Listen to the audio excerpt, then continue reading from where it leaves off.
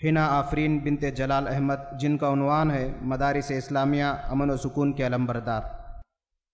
السلام علیکم ورحمۃ اللہ وبرکاتہ۔ الحمد للہ رب العالمین والصلاة والسلام علی رسولہ الکریم، اما بعد فاعوذ باللہ من الشیطان الرجیم، بسم اللہ الرحمن الرحیم۔ محترم صدر جلسہ، ذمہ داران جامعہ، مہمانان خصوصی، مشفق اساتذہ و معلمات اور معزز سامعین و سامعات، آج کے اس اجلاس میں میری تقریر کا عنوان ہے مدارس اسلامیہ امن و سکون کے علمبردار۔ مذہب اسلام ایک علمی مذہب ہے اور مذہب اسلام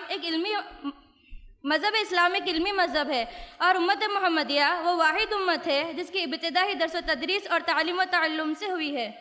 چنانچہ غار ہیرا میں اللہ رب العالمین کی جانب سے رحمت للعالمین پر جو پہلی وحی نازل کی گئی، اس میں سب سے پہلے پڑھنے کا ہی حکم دیا گیا۔ سورۃ العلق میں اللہ تعالیٰ نے ارشاد فرمایا، اقرأ بسم ربک الذی خلق خلق الانسان من علق اقرأ وربک الاکرم الذی علم بالقلم علم الانسان ما لم یعلم۔ پڑھیے اپنے رب کے نام سے جس نے پیدا کیا، جس نے انسان کو خون کے لوتھڑے سے پیدا کیا۔ پڑھیے آپ کا رب بڑا کریم ہے جس نے قلم کے ذریعے علم سکھایا، جس نے انسان کو وہ باتیں سکھائی جسے وہ نہیں جانتا تھا۔ اس آیت سے یہ بات اظہر من الشمس ہو گئی ہے کہ دین اسلام اور علم دین لازم و ملزوم ہے، اس لیے کہ اسلامی معاشرے و سماج میں پھیلے ہوئے شر و فساد اور بگاڑ و عناد اور اخلاق و تہذیب انارکی اور بے راہ روی کی تاریکیوں میں ڈوبی ہوئی انسانیت کو اپنے سائے رحمت و رأفت اور الفت و محبت میں لانا چاہتا ہے، اور یہ اسی وقت ممکن ہوگا جب قلب و نظر کی دنیا میں پنپ رہی ظلمتوں کا خاتمہ ہو جائے۔ یہ حقیقت ہے کہ دل کی ظلمتیں اسی وقت کافر ہوگی جب اسے نور علم سے مزین کر دیا جائے اور اس میں تعلیم کے ذریعے صالح انقلاب برپا کر دیا جائے۔ اسی لیے مذہب اسلام نے ابتدا ہی سے درس و تدریس پر زور دیا اور معلم انسانیت ہادی برحق محمد صلی اللہ علیہ وسلم کی بعثت کا مقصد یہی تھا کہ کتاب حکمت کی تعلیم کے ذریعے دل و دماغ کو ہر قسم کی آلودگیوں سے پاک و صاف کرے۔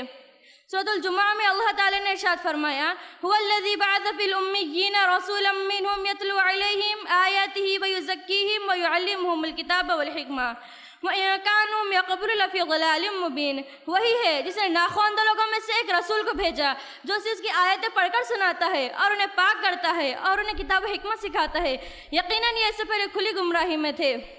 اسی اہم مقصد کی تکمیل کے لیے محمد صلی اللہ علیہ وسلم نے مکہ مکرمہ میں دار ارقم بن ابی ارقم کو تعلیم کے لیے اپنا مستقر بنایا۔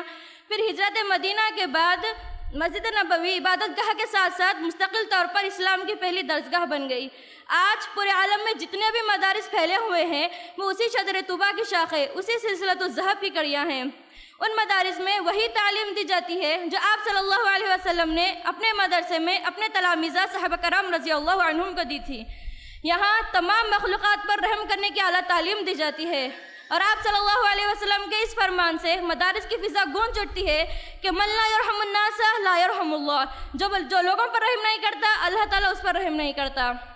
ارحموا من فی الارض یرحمکم من فی السماء۔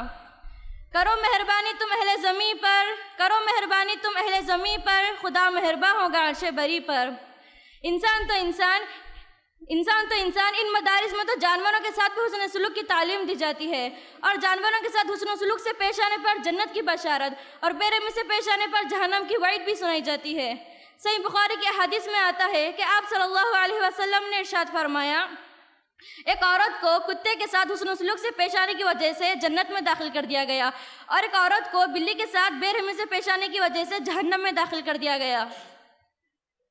معاشرے کو اخلاقی گراوٹوں، ظلم و جور کی شناعتوں، نسلی و قبائلی تفاخر کی قباحتوں سے پاک و صاف رکھنے کے لیے مدارس میں طلباء کو اخلاق نبوی و تعلیمات ربانی سے آراستہ و پیراستہ کیا جاتا ہے تاکہ یہ مدارس کی چار دیواریوں سے نکل کر دنیا کو امن و سکون کا پیغام دے سکے اور ایک صالح و پاکباز معاشرے کی تعمیر و تشکیل میں ایک اہم کردار ادا کر سکے۔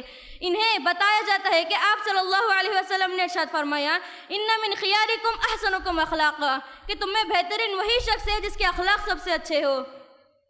ایک دوسرے کے حقوق کی پاسداری اور بڑوں کا ادب و احترام انہی مدارس میں دیا جاتا ہے، اور پڑوسیوں کے ساتھ خواہ مسلم ہو یا غیر مسلم حسن سلوک کا اعلیٰ تعلیم بھی انہی مدارس میں دیا جاتا ہے۔ یہ اور اس قسم کے دیگر اخلاقی، سماجی و معاشرتی تعلیمات کے ذریعے مدارس اسلامیہ ملک کی فضاؤں کو خوشگوار بنانے میں ایک اہم کردار ادا کر رہے ہیں۔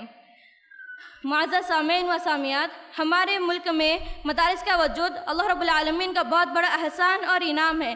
اگر یہ مدارس نہ ہوتے تو ہمارا ملک اخلاقی بحران کے ساتھ ساتھ اقتصادی بحران کا بھی زبردست شکار ہو جاتا۔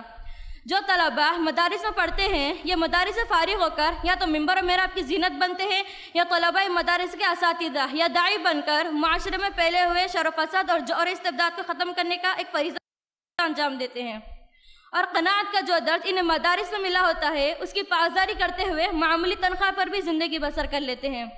اگر یہ مدارس بند کر دیا جائے تو ہمارا ملک غربت و افلاس کے دلدل میں دھنستا چلا جائے گا، بے روزگاری کی فہرست میں اضافہ ہو جائے گا، پھر افلاس تنگ دستی کے شکار لوگ ظلم و تبدی کی ساری حدیں پار کر کے چیرہ دستی و ستمرانی پر اتر آئیں گے۔ مثل مشہور ہے، تنگ آمد بجنگ آمد، اور چوری، ڈکیتی، فحاشی، حرام کاری، اخلاقی بگڑ اور بے رویے کی کثرت سے پورا معاشرہ سسک اٹھے گا۔ آج ضرورت اس بات کی ہے کہ حکومت کے ارباب بست و کشاد اور حل و عقد مدارس اسلامیہ کو ملک کے لیے نیک فال سمجھتے ہوئے نہ صرف یہ کہ ان کی تحفظ کی ضمانت دے بلکہ ہر طرح کا تحفظ بھی فراہم کرے، اور مدارس سے تعلق سے ہر طرح کے شکوک و شبہات کو اپنے دل و دماغ سے نکال دے۔ دعا کرتی ہوں کہ اللہ تعالی ہم تمام کو نیک سمجھ عطا فرمائے، مدارس اسلامیہ کی حفاظت کا بندوبست فرمائے، اور ہمیں دین کا سچا داعی و خادم بنائے۔ آمین۔ والسلام علیکم ورحمۃ اللہ وبرکاتہ۔ ماشاء اللہ، بارک اللہ فیک۔